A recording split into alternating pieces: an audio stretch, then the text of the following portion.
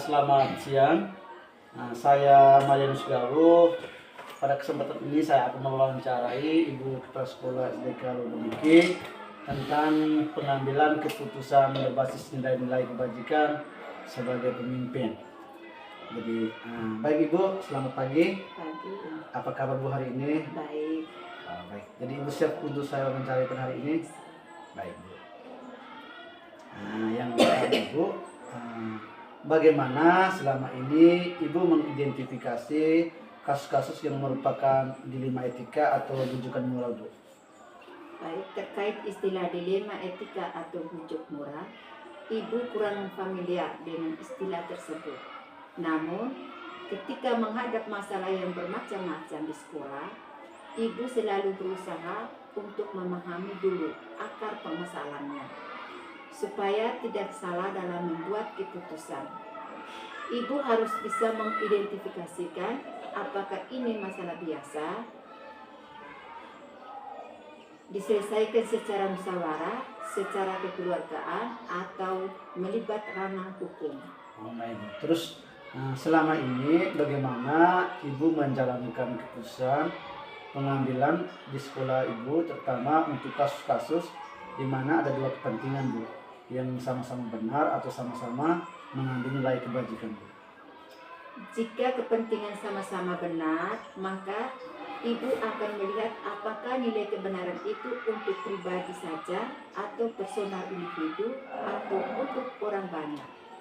Misalnya di sekolah, apakah untuk kepentingan individu atau semua warga sekolah. Kemudian memiliki dampak bagaimana baik jangka panjang maupun untuk masa depan sekolah. Terus langkah-langkah atau prosedur seperti apa yang biasa Ibu lakukan selama ini? Bahwa saya belum mengambil keputusan, saya akan konfirmasi dulu kepada yang terlibat dalam sebuah permasalahannya.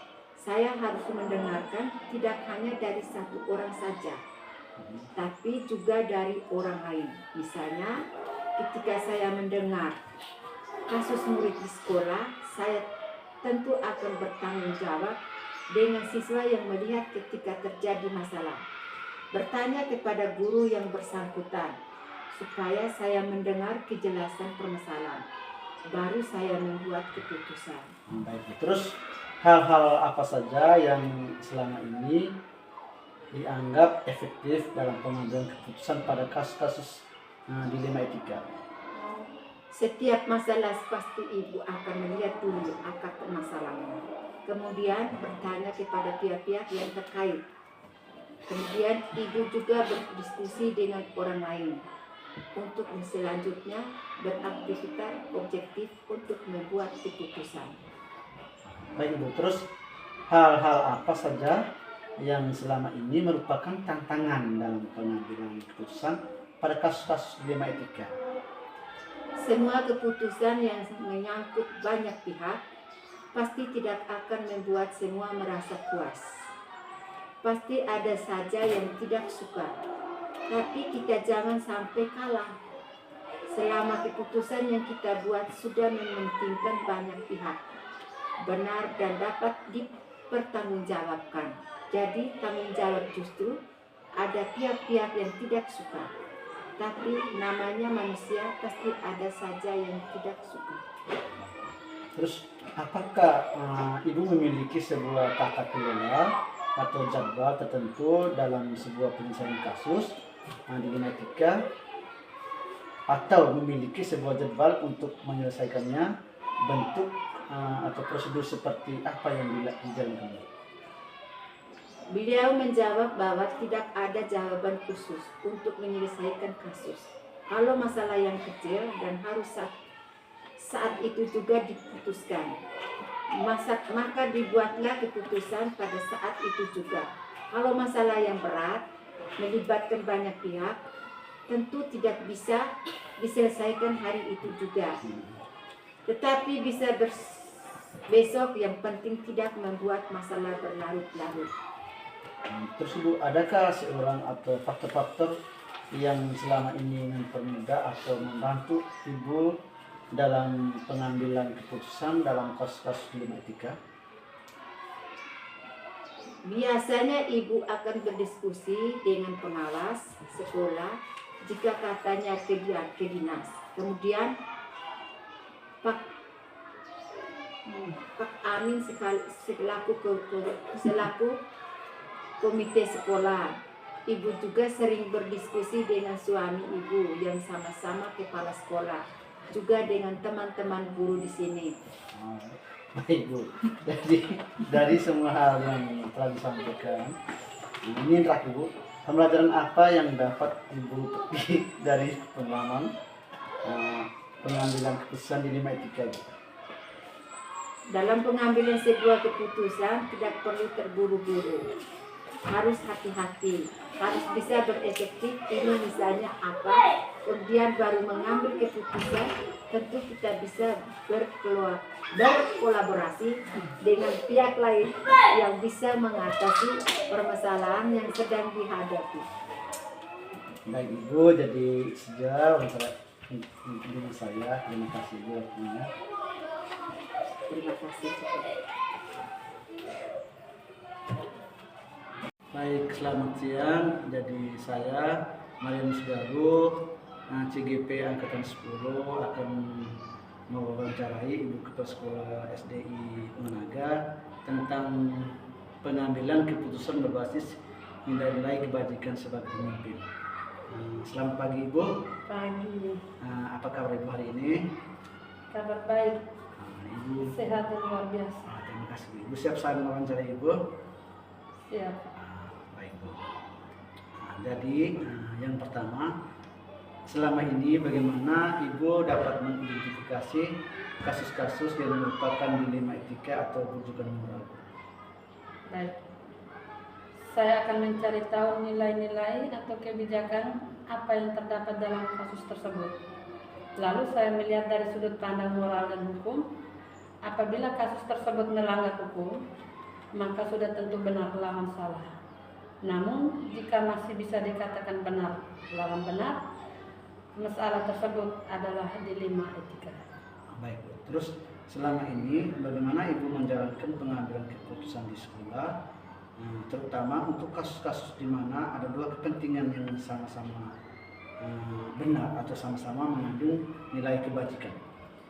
Baik, dalam mengambil keputusan di sekolah, selama ini saya melakukan identifikasi dan menganalisis kasus dari berbagai sudut pandang untuk mengetahui akar atau pokok permasalahan. Kemudian menimbang secara matang mana yang paling benar dan keputusan tersebut menguntungkan banyak orang atau tidak merugikan. Baik, terus langkah-langkah atau prosedur seperti apa yang biasa Ibu lakukan selama ini? Langkah-langkah atau prosedur yang dilakukan adalah terdiri dari mencari tahu penyebab permasalahan, menentukan siapa saja yang terlibat, memanggil orang-orang yang terlibat untuk mengonfirmasi permasalahan, menanyakan kepada orang-orang terdekat, berdiskusi dengan warga sekolah, membuat beberapa solusi keputusan, menimbang lagi dari berbagai sudut pandang sebelum memutuskan atau mengambil solusi. Baik, terus hal-hal apa saja yang selama ini Ibu anggap efektif dalam pengambilan keputusan pada kasus-kasus dilema etika? Saya melakukan analisis kasus melalui diskusi dengan pihak yang terlibat dan menerima masukan atau pendapat dari pihak lain sebagai pertimbangan, kemudian menentukan solusi menyesuaikan dengan peraturan dan norma yang berlaku, serta mengedepankan kepentingan umum. Solusi tersebut bermanfaat bagi banyak orang dan baik secara jangka panjang. Terus hal-hal apa saja yang selama ini merupakan tantangan dalam pengambilan keputusan pada kasus-kasus dilema etika? Hal-hal yang selama ini merupakan tantangan dalam pengambilan keputusan adalah tantangan dalam mengambil keputusan ketika permasalahan tersebut melibatkan diri sendiri, sehingga untuk mencari keputusan yang terbaik harus menguntungkan kedua belah pihak dan tidak merugikan salah satunya, apalagi jika permasalahan tersebut keduanya sama-sama benar. apakah Ibu memiliki sebuah tata cara atau jadwal tertentu dalam sebuah penyelesaian kasus dilema etika? Apakah Ibu langsung menyelesaikan di tempat atau memiliki sebuah jadwal untuk menyelesaikannya? Bentuk atau prosedur seperti apa yang Ibu jalankan? Untuk memutuskan masalah yang ringan, biasanya saya bisa langsung memutuskan. Tetapi jika masalah itu rumit, saya melakukan sesuai langkah-langkah yang disebut nomor 3 tadi. Mencari tahu penyebab permasalahan, menentukan siapa saja yang terlibat, memanggil orang-orang yang terlibat untuk mengonfirmasi permasalahan, menanyakan kepada orang-orang terdekat, berdiskusi dengan warga sekolah, membuat beberapa solusi keputusan, menimbang lagi dari berbagai sudut pandang sebelum memutuskan atau mengambil solusi itu. Terus adakah seorang atau faktor-faktor apa yang selama ini mempermudah atau membantu Ibu dalam mengambil keputusan dalam kasus-kasus dilema etika? Dalam mengambil keputusan, saya akan melibatkan pihak yang terlibat dan selalu mengajak warga sekolah atau stakeholder, wali murid, orang-orang yang mempunyai kedekatan personal dengan orang-orang yang mengalami permasalahan. Jadi, banyak yang membantu dalam mencari alternatif solusi. Baik Bu, terus sekarang pertanyaan terakhir Bu, yang saya ajukan. Dari semua hal yang telah disampaikan, pembelajaran apa yang dapat Ibu petik dari pengalaman Ibu mengambil keputusan dilema etika? Hal yang menjadi pembelajaran dan dapat saya ambil yaitu dalam mengambil keputusan, saya harus menanggalkan keegoisan diri saya sendiri sehingga menjadi lebih bijaksana dalam menganalisis sebuah permasalahan untuk dijadikan pertimbangan, menentukan solusi yang tepat dan terbaik. Lalu jika permasalahan tersebut melibatkan diri sendiri, siap menerima konsekuensi dari hasil keputusan yang saya ambil. Baik, terima kasih Ibu atas waktunya. Selamat siang. Ya, sama-sama, selamat siang.